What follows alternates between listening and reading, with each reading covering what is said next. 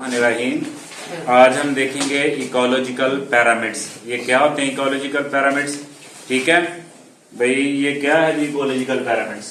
ये Charles Elton था 1927 में इसने ये ड्राइंग की। इसका मतलब होता है representation of number of individual और अमाउंट ऑफ बायोमास और energy on a various food chain of in trophic level. इसके अंदर हम ट्रॉफिक लेवल बनाते हैं, उसके अंदर हम देखते हैं कि कितने नंबर ऑफ क्या है इंडिविजुअल एट्रोफिक लेवल के अंदर, या एनर्जी कितनी है, या उनकी बायोमास की अमाउंट कितनी है।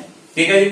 तो इसके लिए दो पैरामिड्स हैं, पैरामिड्स ऑफ नंबर और पैरामिड्स ऑफ बायोमास। जैसे ये देखो पैरामिड्स, पैरामिड होती है ये मखरूत जैसे कहते हैं कोन। ठीक है, इस तरह की कि किस तरह से one level to other level जाता है। ठीक है, लोएस्ट से किसके जाना, हाईएस्ट जाना। तो लोअर लेवल जो है उसके अंदर हाईएस्ट अमाउंट होती है, या नंबर्स होते हैं किसके जी, ये पैरामिड्स के। ठीक है, तो पैरामिड्स ऑफ नंबर्स क्या है, जिसके अंदर हम ग्राफिकल रिप्रेजेंटेशन करते हैं किसकी जी, नंबर ऑफ इंडिविजुअल की पर यूनिट के अंदर। ठीक है जी। अब जैसे ये पैरामिड्स बनाई गई है, जिसके अंदर सबसे पहले प्रोड्यूसर है, primary consumer, secondary consumer, tertiary consumer. अब इसके अंदर ये बात है कि जो स्टार्ट जहां से होनी है ये पैरामिड, उसकी तादाद ज्यादा से ज्यादा होगी, और जहां पे एंड होगी उसकी तादाद कम होगी। तो ये इसको बोलते हैं जी पैरामिड्स। नंबर काउंट करते हैं। जैसे प्रोड्यूसर है, यहाँ पे बताई गई एग्जांपल लीव्स दिए गए, क्लोवर लीव्स, उनको काउंट किया तो वो तकरीबन कितने हैं, 16।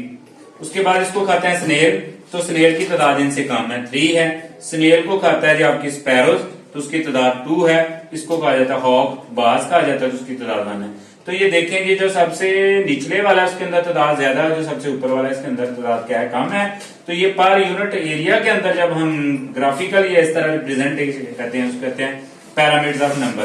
तो ये भी एक पैरामिड्स बन रही है। इसी तरह पैरामिड्स ऑफ बायोमास है, जिसके अंदर हम क्या देखते हैं जी, ग्राफिकल रिप्रेजेंटेशन किसकी जी, हम देखते हैं किसकी जी, सिर्फ इसके अंदर हमने बायोमास को, क्वांटिटी ऑफ मास। ये बायोमास है क्या भाई, total amount of living organism, उसको देखते हैं, या organic matter at any time of an ecosystem, उसको हम बोलते हैं जी पैरामिड्स ऑफ बायोमास।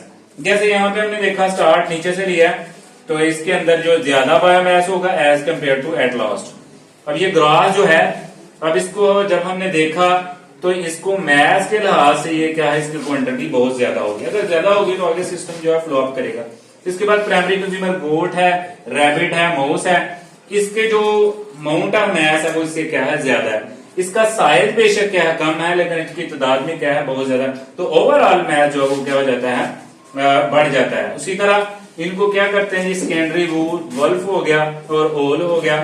तो ये क्या है, इनका मैस जो है, इसका मैस इससे ज्यादा है, और इनका मैस जो है माउस का इस ओल से क्या है, ज्यादा है। यानी कि ये देखें, इसकी अमाउंट देखें कम है, लेकिन इसका जो आपका साइज है, हुजम है, वो ज्यादा है।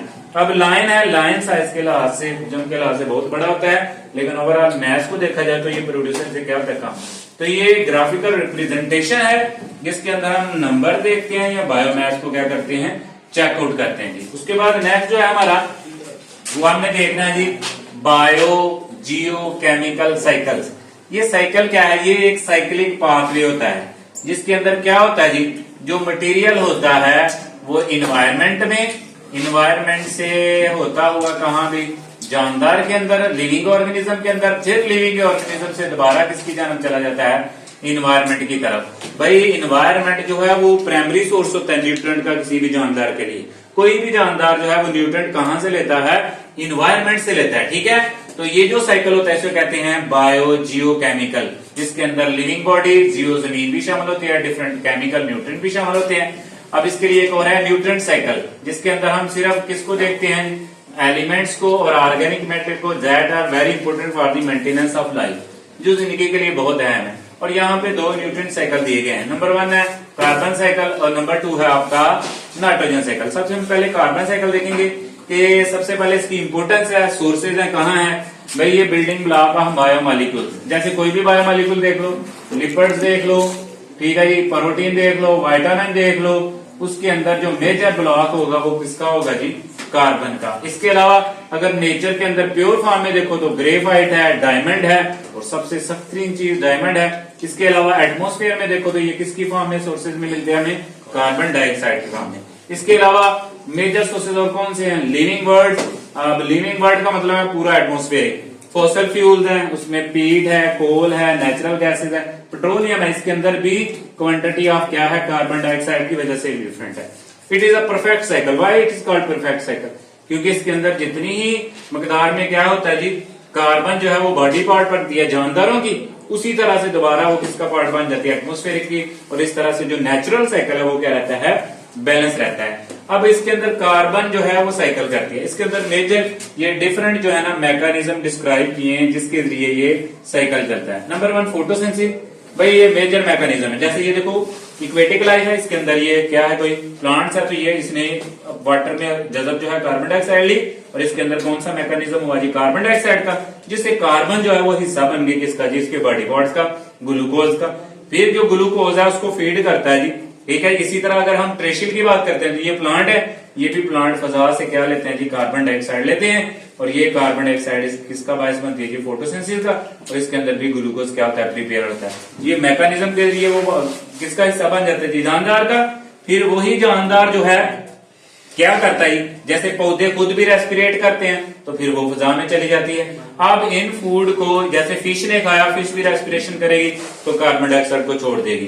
किसी एनिमल है उसने भी इसको खाया खुराक को, तो वो भी क्या करेगी? रेस्पिरेट करते हुए कहां फेंक देगी इसको? फिजा के अंदर। तो वो दोबारा किसका हिस्सा बन गया जी? आपका एटमोस्फेयर का। तो इस तरह ये दोनों जो है एक दूसरे के रेसिप्रोकल पैरेलल चलते हैं, एंटी पैरेलल। ये बॉडी पार्ट्स को बनाता है, ये दोबारा एटमोस्फेयर के अंदर। उसके बाद है डीकम्पोजिशन, ठीक है जी। डीकम्पोजिशन का मतलब होता है इनकी जो तोड़फोड़ होती है, जैसे फॉसल फ्यूल वगैरह उनकी, उससे भी क्या निकलती है? Carbon dioxide. इसके अलावा एक और मैकेनिज्म जिसे कहते हैं कंबशन, जलने का अमल। जैसे लोग लकड़ियां वगैरह जलाते हैं, जैसे ये फैक्ट्री वगैरह थी, धुआं थी।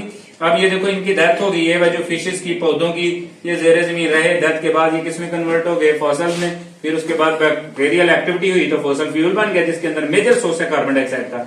ये जैसे कोई व्हीकल है इसने यूज किया, ये बिल्डिंग फैक्ट्रीज हैं, ये दूसरा जी कोल वगैरह इसमें इस्तेमाल हुआ जी चिमनीज में, तो ये जलने के अमल से फिर दोबारा किसका हिस्सा बन गई जी? एटमोस्फेयर का। ये भी है।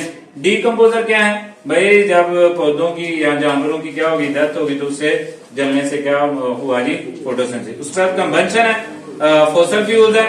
Fossil fuels are a big source of carbon dioxide, ठीक है।